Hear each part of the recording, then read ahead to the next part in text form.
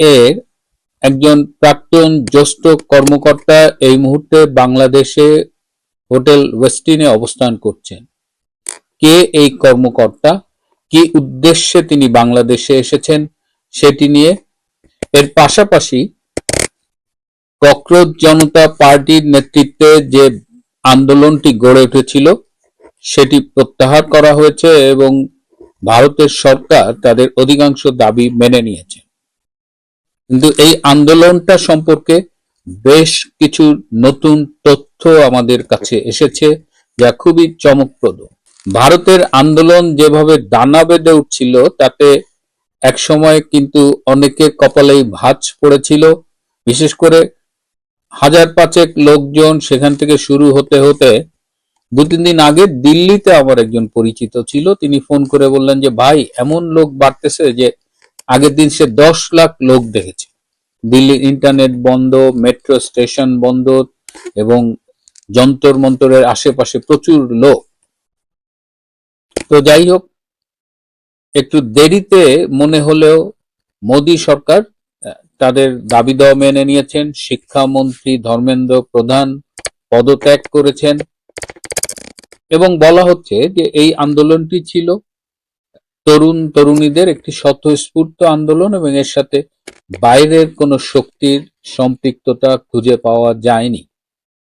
কিন্তু খোঁজ নিয়ে জানা গেল যে এই যে যন্তর মন্তর এবং আশেপাশে যারা ছিলেন লক্ষ লক্ষ তরুণ তরুণী, সেখানে প্রচুর খাবার বিলি হয়েছে, পানি বিলি হয়েছে, জুস বিলি হয়েছে, ড্রিঙ্কস বিলি হয়েছে। এইগুলোর অর্থায়ন কে করেছে? এই যে আন্দোলনের যে এত খরচ, সেগুলোর টাকা কোথা থেকে এসেছে? এই খাবার এবং এই যে পানীয় এসেছে, এটির বিল পরিশোধ হয়েছে বাংলাদেশ এবং কাতার থেকে। বাংলাদেশ, কাতার, নেপাল এবং তুরস্কের একটি সম্পৃক্ততা আছে বলে অভিযোগ উঠেছে। বেশ কয়েকজন বিদেশি ভারতে ঢোকার চেষ্টা করেছিল, বিশেষ করে এইসব দেশ থেকে প্রায় ৩০ জন, কিন্তু ভারতীয় গোয়েন্দা কর্মকর্তাদের তৎপরতায় তারা ভারতে ঢুকতে পারেনি। এরা যদি ভারতে ঢুকতে পারত তাহলে কি স্নাইপারের গুলিতে লাশ পড়তো? এই প্রশ্ন কিন্তু উঠছে। এই ককরোচ জনতা পার্টির যিনি প্রধান অভিজিৎ দীপকে, তিনি আম আদমি পার্টির যে ফেসবুক গ্রুপ ছিল, সামাজিক যোগাযোগ মাধ্যমের যে গ্রুপটা ছিল, সেই গ্রুপে ২০২০ থেকে ২০২৩ পর্যন্ত স্বেচ্ছাসেবক হিসেবে কাজ করেছেন। অর্থাৎ তার আম আদমি পার্টির সাথে একটা সম্পর্ক আগের থেকেই ছিল। তিনি দিল্লির শিক্ষা মন্ত্রণালয়ে উপদেষ্টা হিসেবে কাজ করেছেন এবং এই আন্দোলনটা কিভাবে পরিচালিত হবে এর জন্য তিনি ৯ মাসের একটি প্রশিক্ষণ আমেরিকায় গ্রহণ করেছেন। সুতরাং এটাকে একদম নির্দোষ আন্দোলন বললে আমার মনে হয় যে একটু ছোট করে দেখা হয়। এই আন্দোলনে যোগ দিয়েছে বিভিন্ন রাজ্যের বামপন্থী রাজনৈতিক দল, পশ্চিমবঙ্গের মমতা ব্যানার্জি এবং কয়েকটি প্রদেশের রাজনৈতিক দল, এবং তাদের সবার উদ্দেশ্য ছিল যে এবারের আন্দোলনের মাধ্যমে আগামী সেপ্টেম্বরে ভারতে যে ব্রিক্সের সম্মেলন হবে সেই সম্মেলনের আগে নরেন্দ্র মোদীর সরকারের পতন ঘটানো। কিন্তু নরেন্দ্র মোদীর সরকার অত্যন্ত দক্ষতার সাথে এই আন্দোলন মোকাবেলা করেছে। আন্দোলন যখন শুরু হয় তখনই গোয়েন্দা রিপোর্ট ছিল এটা কোন দিকে যাচ্ছে এবং তখনই বিজেপি সরকার সিদ্ধান্ত নেয় যে তাদের শিক্ষামন্ত্রী ধর্মেন্দ্র প্রধান পদত্যাগ করবেন। কিন্তু তারা আগেই তাকে পদত্যাগ করায়নি, বরং সময় নিয়েছেন। আন্দোলন দানা বেঁধেছে এবং মোদী ইনস্টাগ্রামে ২টি বক্তব্য দিয়েছেন এবং তার একটি বক্তব্য ৩০ কোটির বেশি মানুষ দেখেছেন এবং শুনেছেন, এবং এর মধ্য দিয়ে মোদীর জনপ্রিয়তা কিন্তু বেড়েছে। এবং তাদের পূর্ব পরিকল্পনা অনুযায়ী আন্দোলনটা যখন দানা বেঁধে উঠেছে তখনই শিক্ষামন্ত্রী পদত্যাগ করেছেন এবং তারা অন্যান্য দাবি দাওয়াও মেনে নিয়েছেন। এটি মোদী সরকারের জন্য কিন্তু একটা ওয়ার্নিং ছিল এবং সেই পরিচিত মডেল রেজিম চেঞ্জের একটা আন্দোলন এবার ভারতে কিন্তু পাইলট করা হলো, এবং ভারতে একজন জেনারেল ওয়াকার খান নেই। ভারতীয় সেনাবাহিনী, ভারতীয় পুলিশ, তারা সংবিধান এবং তাদের চাকরি বিধি অনুযায়ী তারা দায়িত্ব পালন করেছে। এখানে অনেক চেষ্টা করা হয়েছিল একটি লাশ ফেলবার বা পরিস্থিতিকে আরো খারাপ করার, কিন্তু ভারতীয় সরকারের সময় মতো হস্তক্ষেপের কারণে পরিস্থিতিকে খারাপ হতে দেওয়া হয়নি এবং এটিকে সরকার অত্যন্ত দক্ষতার সাথে নিয়ন্ত্রণ করেছে। এই আন্দোলনে একটা ফেসবুক পেজ ছিল, কিন্তু তারা ফেসবুকে খুব একটা সক্রিয় ছিল না, কারণ তারা জানতো যে ফেসবুক পেজটা মনিটর করা হবে অনেক বেশি। সুতরাং তারা ফেসবুককে সামনে রেখে বিকল্প হিসেবে তারা ইনস্টাগ্রামে তাদের যোগাযোগটা মেনটেইন করেছে। তাদের পুরো ছকটা ভারতীয় গোয়েন্দাদের হাতে পৌঁছে গিয়েছিল এবং যে কারণে তারা সেভাবে ব্যবস্থা নিয়েছে। আসাম, ত্রিপুরা, এদিকের কয়েকজন সেনা কর্মকর্তা এবং পুলিশ কর্মকর্তা এই ষড়যন্ত্রের সাথে জড়িত ছিল বলে অভিযোগ আছে এবং প্রায় 36 জন সেনা ও পুলিশ কর্মকর্তাকে চাকরিচ্যুত করা হয়েছে।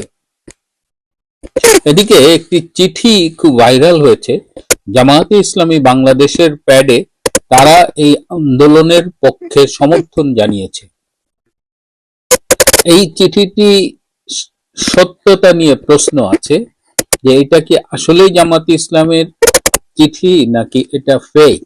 যদি চিঠিটি সত্য হয়ে থাকে তাহলে একটি দেশের আভ্যন্তরীণ ব্যাপারে আরেকটি দেশের রাজনৈতিক দলের এভাবে সমর্থন জানানো বিবৃতি প্রদান, এটি কি কূটনৈতিক শিষ্টাচারের মধ্যে পড়ে কিনা সেটি নিয়ে প্রশ্ন উঠেছে।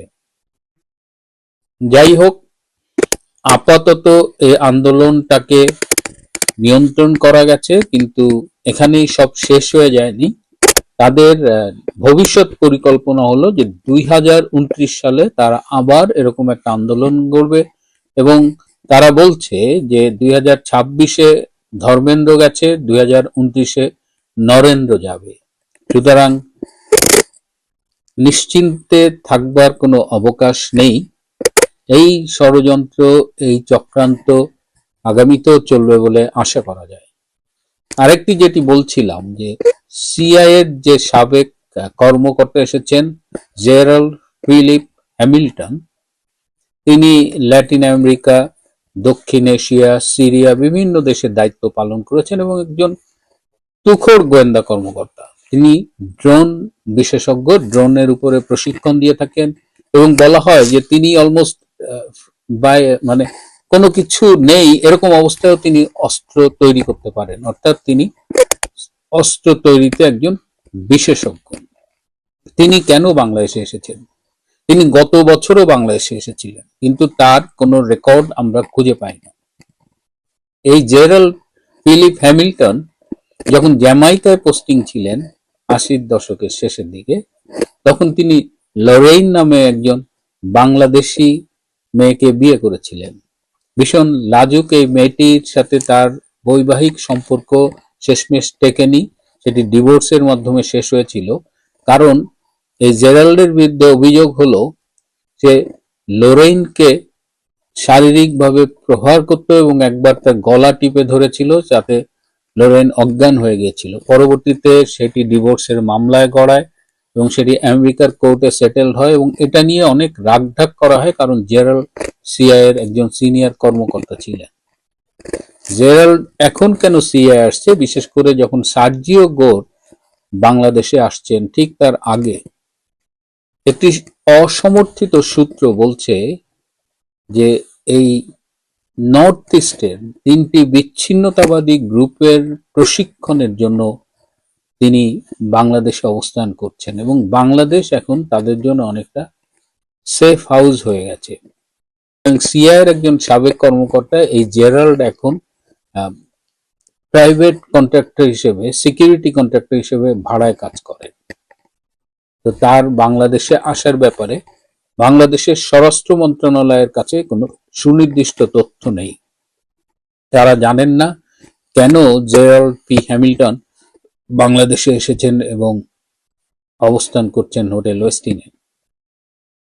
এটি বাংলাদেশের জন্য, বাংলাদেশের নিরাপত্তার জন্য হুমকি স্বরূপ বলেই অনেকে মনে করেন। প্রিয় বন্ধুরা, আজ এ পর্যন্তই। এখন বাংলাদেশে জুলাই আন্দোলনে অর্থাৎ 2024 সালে জুলাই সন্ত্রাসী আন্দোলনে রাষ্ট্রবিরোধী, অসাম্প্রদায়িক চেতনা বিরোধী এবং মুক্তিযুদ্ধ বিরোধী যে আন্দোলনটি শুরু হয়েছিল, সেই আন্দোলনের যারা কুশীলব ছিল, সেই আন্দোলনে যারা অংশগ্রহণ করেছিল, তাদের অনেকেই মনে করেছিল বাংলাদেশের মতো, নেপালের মতো এবং শ্রীলঙ্কার মতো ভারতের সরকার পতন হবে এবং এই মৌলবাদী শক্তিরা যেভাবে সরকার গঠন করেছিল বা দেশ দখল করেছিল, রাষ্ট্রের সিংহাসনে বসেছিল, ভারতেও তেলাপোকা আন্দোলনের, ককরোচ আন্দোলনের, ককরোচ জনতা পার্টি সেই রকম ভাবে জোর করে অগণতান্ত্রিক পদ্ধতিতে, অনিয়মতান্ত্রিক পদ্ধতিতে রাষ্ট্র ক্ষমতা দখল করবে।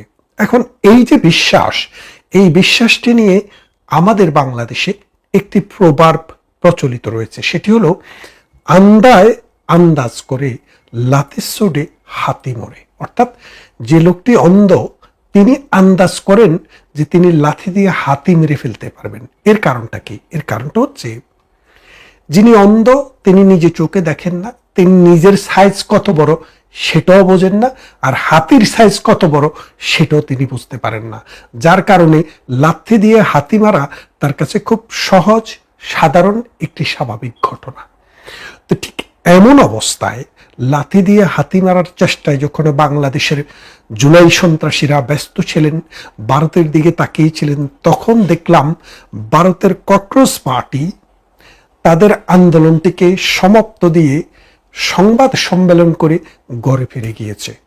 এখন বিষয়টা হলো, নেপালে জিতে গেল এবং বাংলাদেশেও এই জুলাই সন্ত্রাসীরা সরকার পতন করতে সমর্থ হলো, কিন্তু ভারতে হলো না কেন? খেয়াল করে দেখেন, আন্দোলন, সংগ্রাম, গণতান্ত্রিক দেশে এটা একটা স্বাভাবিক ঘটনা।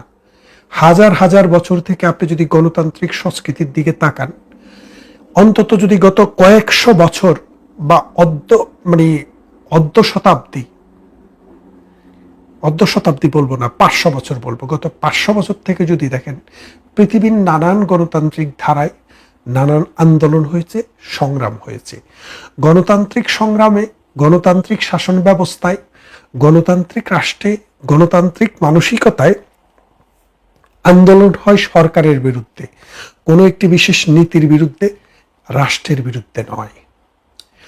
বাংলাদেশে জুলাইতে যে আন্দোলনটি হয়েছে, সেটি আমেরিকার টাকা খেয়ে, আমেরিকার স্বার্থ রক্ষার জন্য ডক্টর ইউনূসের মতো একজন বাটপারকে পিছনে রেখে এই আন্দোলনটি 71-এর পরাজিত শক্তি, মৌলবাদী জামাত শিবির, আল বদর, আল শামস এবং সাম্প্রদায়িক শক্তি তথাপি এই আন্দোলনে নেতৃত্ব দিয়েছে, পিছনে থেকে কাজ করেছে।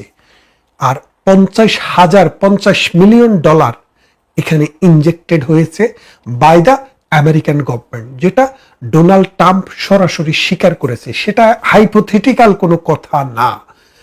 এবং আমেরিকা থেকে একজাক দালালকে এনে এই বাংলাদেশকে ব্যবচ্ছেদ করা হয়েছে।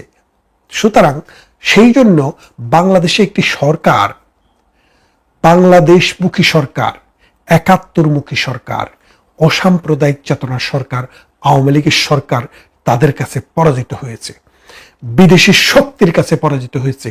এই বিদেশি শক্তির কাছে শুধু শেখ হাসিনার সরকার নয়, আপনি যদি পিছনের দিকে খেয়াল করে দেখেন, এই বিদেশি শক্তির কাছে নবাব সিরাজউদ্দৌলা, যিনি দেশপ্রেমিক মানুষ ছিলেন, তার কাছেও পরাজিত হতে হয়েছে, তাকেও পরাজিত হতে হয়েছে মির্জাফরদের এই ষড়যন্ত্রের কারণে ইংরেজ সেনাবাহিনীর কাছে। কিন্তু ভারতে কি হয়েছে?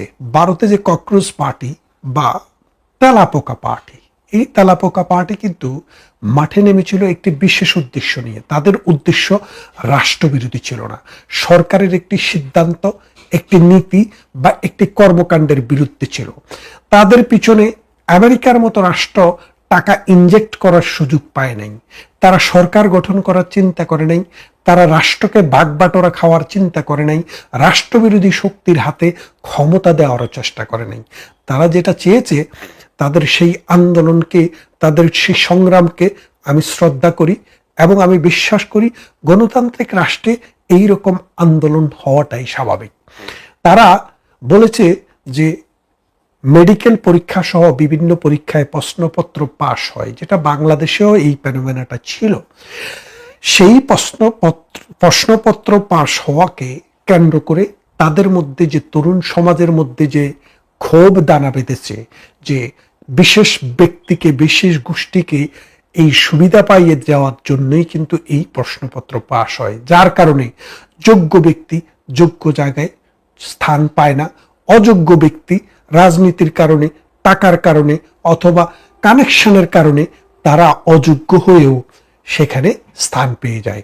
এই ব্যবস্থার বিরুদ্ধে তাদের তিনটি দাবি ছিল। একটি হলো যারা আন্দোলনে নেমেছে, ন্যায্য আন্দোলনে, তাদের বিরুদ্ধে মামলা করা যাবে না। দ্বিতীয়টি হলো যারা এই ব্যবস্থার সাথে জড়িত তাদের বিচার করতে হবে। আর তৃতীয়টি হলো শিক্ষামন্ত্রীকে পদত্যাগ করতে হবে। সরকার শিক্ষামন্ত্রীর পদত্যাগ ছাড়া দুইটা দাবিকে মেনে নিয়েছিল, কিন্তু পরবর্তীতে শিক্ষামন্ত্রী নিজে থেকেই পদত্যাগ করেছে, যার ফলে আন্দোলনকারীরা এই মোদী সরকারের সাথে একসাথ হয়ে সংবাদ সম্মেলন করে সরকারের প্রতি সমর্থন জ্ঞাপন করে তারা তাদের আন্দোলনের কর্মসূচি প্রত্যাহার করেছে। অর্থাৎ কোনো একটা রাষ্ট্রে তরুণ সমাজ যখন ইস্যু ভিত্তিক, ন্যায় ভিত্তিক কোনো একটা বিষয়কে সামনে নিয়ে যখন আন্দোলন করে এবং সেই আন্দোলনে তারা যখন জয়ী হয়, রাষ্ট্রে তখন স্ট্রাইকিং ফোর্স থাকে এবং সরকার বলেন, বিরোধী দল বলেন, যেই কোনো শক্তি বলেন, তারা এই ফোর্সটিকে ভয় করে। কিন্তু বাংলাদেশে যেটি হয়েছে, বাংলাদেশে হয়েছিল কোটা আন্দোলন। সেই কোটা আসলে অনেক আগেই বিলুপ্ত হয়েছিল। সেই কোটা আন্দোলন সরকার সুপ্রিম কোর্টের মাধ্যমে সেটাকে কিন্তু কোটার যে কোটার বিষয়ে হাইকোর্ট রায় দিছিল, সে রায়টি বাতিল করা হয়েছিল। কিন্তু তাদের আসলে কোটা বিরোধী আন্দোলনটা ছিল একটা গৌণ। তাদের মূল আন্দোলনটি ছিল অসাম্প্রদায়িক চেতনার একটি সরকারকে উৎখাত করে সাম্প্রদায়িক শক্তিকে বাংলাদেশের রাষ্ট্র ক্ষমতার সেন্টারে নিয়ে আসা, মৌলবাদী শক্তি, ধর্মান্ধ শক্তিকে বাংলাদেশের ক্ষমতার মসনদে নিয়ে আসা এবং আমেরিকাকে যত রকমের সুযোগ সুবিধা দরকার সব কিছু দিয়ে বাবা ডেকে হলেও এই ক্ষমতার পালাটি বদল করা এবং তারা নিজেরা ক্ষমতায় বসে রাষ্ট্রকে লুটে পুটে খাওয়া। আপনারা যদি গত 2 বছরের দিকে তাকিয়ে দেখেন, এক একজনের, আজকে দেখলাম প্রথম আলোতে একটি নিউজ যে কোনো একজন কার্টুনিস্ট একটি কার্টুন এঁকেছেন, জুলাই কার্টুন। এই জুলাই কার্টুনে দেখা যাচ্ছে ব্যক্তির প্যাট এরকম বড় হয়ে গেছে, প্যাটের মধ্যে লেখা জুলাই। অর্থাৎ জুলাই এমন একটা অবস্থা করেছে যে ফকিন্নিকে ধনী করে ফেলছে। কিভাবে? ঘুষ এবং চাঁদাবাজি, সন্ত্রাসী করে। পার্লামেন্টে মেম্বার আছে যিনি এই ধানমন্ডি থানা থেকে সন্ত্রাসীদেরকে, চাঁদাবাজদেরকে ছুটিয়ে নিয়ে এসেছিলেন। তারা ঘোষণা দিয়েছিলেন তার গ্রামে, হান্নান মাসুদ নাম ধরেই বলেছিলেন কি, ওই বাটপার বলেছিল যে আমাদের গ্রামের সবচাইতে গরিব বাড়িটি আমাদের। আর যখন নির্বাচনের সময় আসলো, বলল যে আমরা তো খুব ধনী মানুষ, 3 তলা বাড়ি, অমুক তমুক, আমাদের মতো এত ধনী লোক কি আর দেশে হয়? তার মানে এই কয়েক মাসের মধ্যে গ্রামের সবচাইতে দরিদ্র মানুষটি গ্রামের সবচাইতে ধনী মানুষে রূপান্তরিত হয়েছে। এটার ফলাফলটা কেন হয়েছে? কারণ এটা জুলাই হয়েছে বলেই হয়েছে। আর ভারতে জুলাইয়ের মতো একটি আন্দোলন হয়েছে, সেই আন্দোলনে আপনি খেয়াল করে দেখেন একটি বাস ভাঙা হয়নি, কোনো রেল সেতুতে আগুন দেওয়া হয়নি, কোনো রেল স্টেশনে আগুন দেওয়া হয়নি, টেলিভিশন ভবনে আগুন দেওয়া হয়নি, রেলে আগুন দেওয়া হয়নি, ইট পাটকেল নিক্ষেপ করা হয়নি। আন্দোলন হয়েছে জনতার, মানুষের আন্দোলন। সন্ত্রাসীর, অমানুষের আন্দোলন সেখানে ছিল না। তাই ভারতে যে আন্দোলনটি থেকে সরকার শিক্ষা দিয়েছে যে মানুষের যেটা চাওয়া সেটা যেন ভালোভাবে হয়। আর বাংলাদেশে নজির স্থাপিত হয়েছে এই সন্ত্রাসীরা, এই সাম্প্রদায়িক শক্তি, তরুণ হোক আর বৃদ্ধ হোক, তারা রাষ্ট্রকে বিক্রি করে দিয়ে হলেও নিজের স্বার্থকে সমৃদ্ধ করবে। তাইলে দেখেন ভারত এবং বাংলাদেশের যে পার্থক্যটা, আমরা দুইটা বর্ডার শেয়ার করি, আমাদের নিকট প্রতিবেশী, আমাদের চিন্তায় চেতনায়, গায়ের কালারে, আমাদের সংস্কৃতিতে, ভাষায়, সাহিত্যে অনেক মিল থাকা সত্ত্বেও ভারতে গণতান্ত্রিক চেতনায় উদ্বুদ্ধ হয়ে মানুষ যে আন্দোলনটি করেছে, সেই আন্দোলনে আমেরিকা টাকা ডালতে পারেনি, পশ্চিমা কোনো শক্তি সেখানে টাকা ডালতে পারেনি, কারণ তারা টাকার জন্য মাঠে নামেনি, তারা তাদের গণতান্ত্রিক অধিকারের জন্য নেমেছে। আর পক্ষান্তরে বাংলাদেশে এবং নেপালে আমেরিকা পয়সা দিয়ে, পালা কুত্তা দিয়ে আন্দোলন করিয়ে রাষ্ট্র ক্ষমতাকে নিজের ফেভারে আনার চেষ্টা করেছে। পাকিস্তানও তাই হয়েছে, ইমরান খানকে বহিষ্কার করে। অবশ্য পাকিস্তানের জনগণ দিয়ে কিছু হয় না, পাকিস্তানে আর্মি দিয়েই সব হয়, আর্মি দিয়ে করিয়েছে। সুতরাং একটা জিনিস খেয়াল করে দেখুন যে এই কক্রোচ আন্দোলন, এই তেলাপোকা আন্দোলন ভারতে সফল হয়েছে কিভাবে। এটা যে এইম, যে ইয়াং ফোর্সের যে স্পিরিট, তাদের যে শক্তি, তাদের যে চেতনা, সেটা জনগণের পক্ষে কাজ করেছে। সরকারও সচেতন হয়েছে, মানুষেরও উপকার হয়েছে, এবং যে উদ্দেশ্যে সেই আন্দোলন হয়েছে, সেই আন্দোলনের উদ্দেশ্যটিও সফল হয়েছে। আর অন্যদিকে বাংলাদেশ ৭১-এর পরাজিত শক্তির কাছে বাংলাদেশকে বিকিয়ে দিয়েছে। যারা মসজিদে, মুক্তবে, মন্দির নয় মসজিদ, মুক্তব এবং মাদ্রাসায়, এতিমখানায় যারা প্রতিনিয়ত বলৎকার করছে, সেই শক্তিটিকে তারা শক্তিশালী করছে। ১৯৭১ সালে যারা ঘাতক দালালের কাজ করেছে, আমার নারীকে, আমার মা বোনকে, আমার দেশের মানুষকে হত্যা, নির্যাতন, দর্শন, লুণ্ঠন করেছে, তাদেরকে রাজনীতির সেন্টার পয়েন্টে নিয়ে এসছে। তাই গণতান্ত্রিক এবং অগণতান্ত্রিক শক্তির পার্থক্যটা এখান থেকে বুঝতে পারবেন। এবং ভারত কেন মহান আর বাংলাদেশ কেন মহান এখনো হতে পারেনি, তার একটি পার্থক্য এখানে দেখালাম। ভারতে কক্রোচ আন্দোলন অথবা তেলাপোকা আন্দোলন সমাপ্তি, আর বাংলাদেশে এরা দেশ বিক্রি করে এখন নিজেরাই আস্তে আস্তে দেউলিয়া হওয়ার পথে। তারা এখন পরীক্ষা দিতেও ভয় পায়, পরীক্ষা দেয় না,